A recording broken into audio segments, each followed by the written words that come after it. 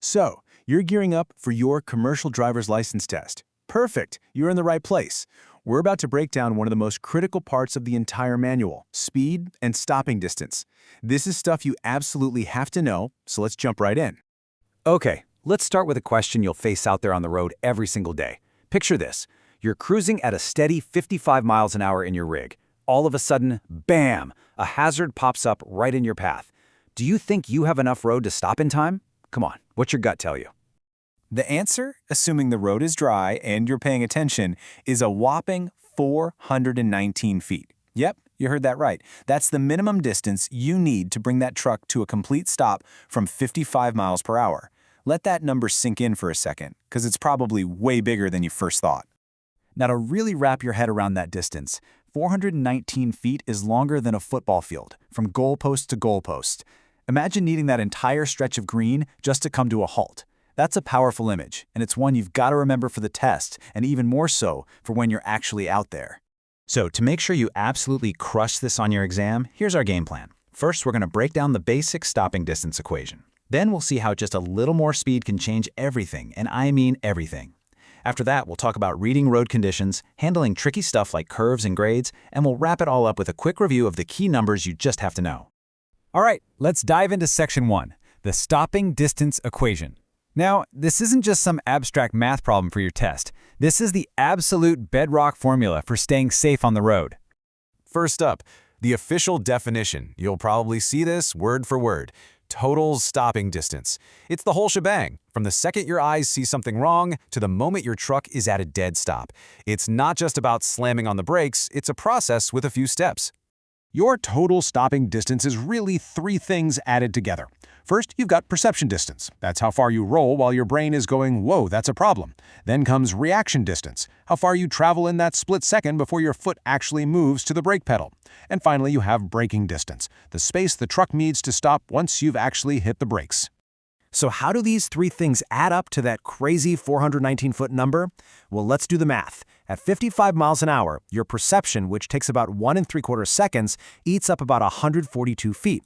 Then your reaction time, another 3/4 of a second, adds 61 more feet. And finally, the actual braking itself on a dry road takes about 216 feet. You add them all up, 142 plus 61 plus 216, and there it is, 419 feet. Okay, now for Section 2. And I gotta tell you, this is maybe the most important thing to understand. The link between your speed and your stopping distance isn't a straight line. It's explosive. It's exponential. A tiny bit more speed makes a massive, massive difference. This quote from the manual, burn it into your brain. It's a law of physics you just can't argue with. If you double your speed, you don't double your braking distance, you quadruple it. 4 times longer. It's exactly why speeding in a commercial vehicle is so unbelievably dangerous. This chart just makes it crystal clear. You triple your speed, say from 20 to 60, the braking distance and impact force go up by 9 times. 9! And if you were to go from 20 to 80, it's a mind-blowing 16 times greater. This is a concept they are for sure going to test you on.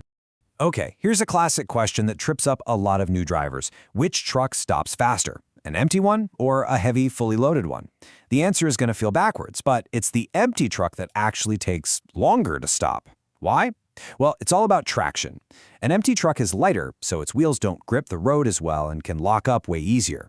The brakes on these big rigs are actually designed to work best when they're pushing against a heavy load.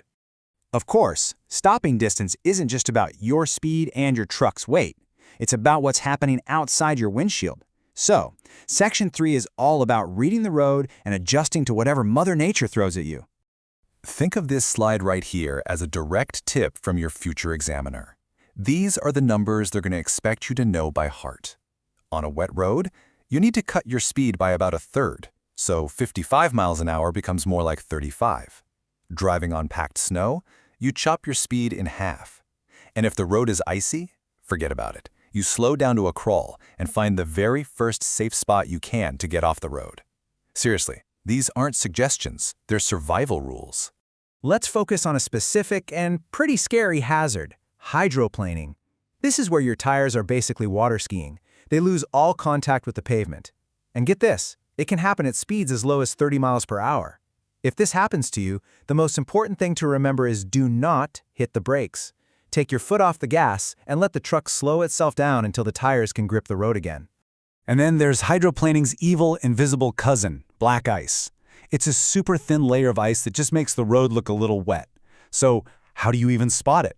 Well, look for reflections on the road surface that look a little too clear. And you have to be extra careful on bridges and in shady spots, because those places will freeze up way before anything else. Okay, now let's take everything we've learned and apply it to some of the trickiest situations you're going to face on the road. In Section 4, we're talking all about mastering curves and steep grades. Here it is, the single most important rule for taking a curve. If you remember nothing else, remember this. You have to slow down before you enter the curve. Hitting the brakes while you're already turning is a recipe for disaster. It can make you skid right out of control.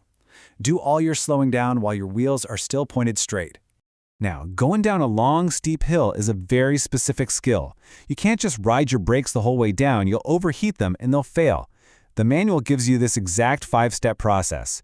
Before you even start down the hill, get into a low gear. Let the engine do most of the work. That's called engine braking. Then you just tap your service brakes gently to slow down a little more, and then you get off them. Let them cool. You repeat this all the way down. It's a non-negotiable technique for staying safe. And here we are, our final section. This is your last-minute review, the ultimate checklist. These are the key numbers and facts you'll want running through your head right before you walk in to take that test. All right, let's do a quick lightning round. You ready? Total stopping distance at 55, that's 419 feet. Your perception time, 1 3/4 seconds. Reaction time, 3/4 of a second. How much do you reduce your speed on wet roads? By 1/3. And on packed snow? By 1/2. These are the absolute must-have numbers. Lock them in. And here's one last little piece of wisdom from the manual that's super practical. When you're in heavy traffic, what's the safest speed? It's the speed of everybody else around you, as long as it's legal, of course. Trying to go way slower or way faster than the flow of traffic just makes you a hazard.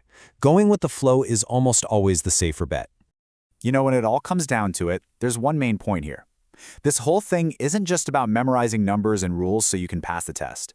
The real goal is to connect every single one of these details, every number, every technique, to the real-life split-second decisions you're going to have to make when you're behind that wheel. So now you've got the knowledge. You get the math, you get the physics of what it takes to control a vehicle of this size and weight. The only variable we haven't talked about is you, the driver. So the real question isn't just about what's on the CDL test. It's, are you prepared to make the right call every single time?